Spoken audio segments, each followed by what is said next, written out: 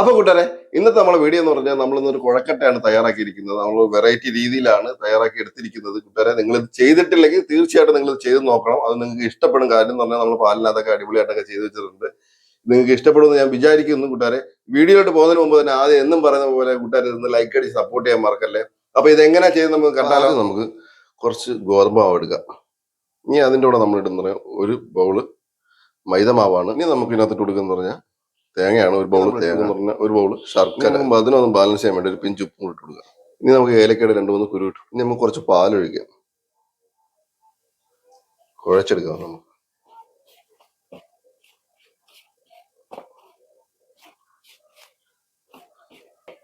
നമുക്ക് നല്ലോണം ഒന്ന് കുഴച്ചെടുക്കണം കേട്ടോ. നല്ല അടിപൊളിയായിട്ടൊന്ന് കുഴയണം. അപ്പൊ നമ്മൾ നല്ല അടിപൊളിയായിട്ടൊന്ന് കുഴച്ചെടുത്തിട്ടുണ്ട്.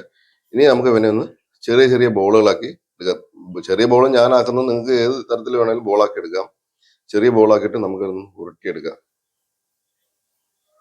ചെറുതെന്ന് പറയുമ്പോൾ അത്ര ചെറുതല്ല കേട്ടോ, കുറച്ച് മീഡിയം സൈസിലുള്ള ബോള് ആക്കി എടുത്തിട്ടുണ്ട്.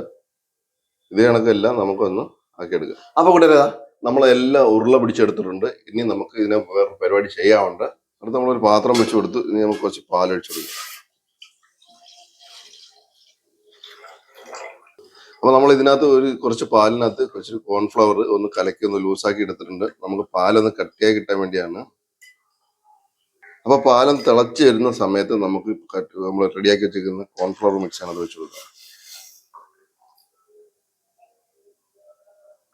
നമുക്കൊന്ന് ഇളക്കി.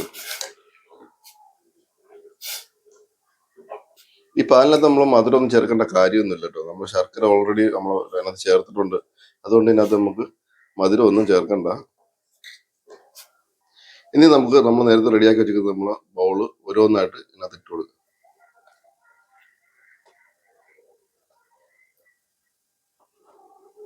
നമ്മളിപ്പോ ഇട്ട് കൊടുത്ത ഉടനെ നമ്മളിനകത്ത് ഇളക്കാൻ നിൽക്കണ്ട. 2 മിനിറ്റ് കഴിഞ്ഞിട്ട് മാത്രം നമുക്ക് ഇളക്കി കൊടുത്താൽ മതി. ഇനി നമുക്കൊന്ന് ഇളക്കാം.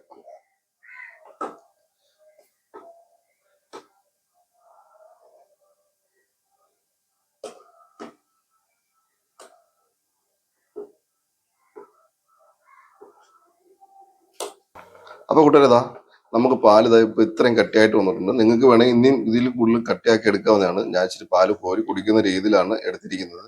അപ്പൊ നമ്മുടെ ഇവിടെ കൊളക്കട്ടയൊക്കെ വെന്ത് റെഡിയായി വന്നിട്ടുണ്ട്. നിങ്ങൾക്ക് വീഡിയോ ഇഷ്ടപ്പെട്ടു വിചാരിക്കുന്നു കൂട്ടുകാരെ. ഇതേപോലെ വീഡിയോ അടിപൊളി ഒരു വീഡിയോ ആയിട്ട് വീണ്ടും വരാം.